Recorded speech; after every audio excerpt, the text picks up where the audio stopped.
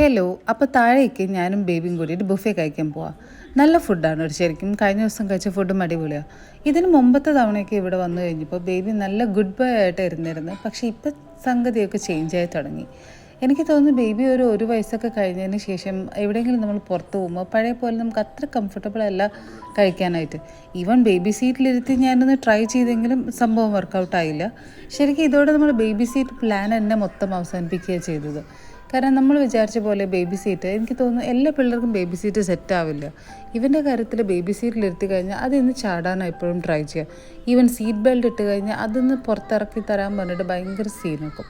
So better നമ്മൾ finally decide ചെയ്തു ഇവന് ബേബി സീറ്റിലിരുത്തണ്ട, നമുക്ക് വീട്ടിലൊരു ചെറിയൊരു ബേബി ടേബിൾ എങ്ങാനും ആക്കിയെന്ന്. ആൻഡ് ദ ബേബി ടേബിൾ എന്ന് പറഞ്ഞ ഐഡിയ ശരിക്കും വർക്കൗട്ടായി. ഞാൻ വിചാരിച്ച പോലെ അത്ര ഫെയിലിയർ ആയില്ല. മേ ബി ഏതെങ്കിലും ഒരു വീഡിയോയിൽ എനിക്ക് കാണിക്കാൻ പറ്റും അവൻ അതിലിരുത്തിയിട്ട് ഞാനിങ്ങനെ ചോറ് കൊടുക്കുന്നത് എന്നൊക്കെ. അപ്പോൾ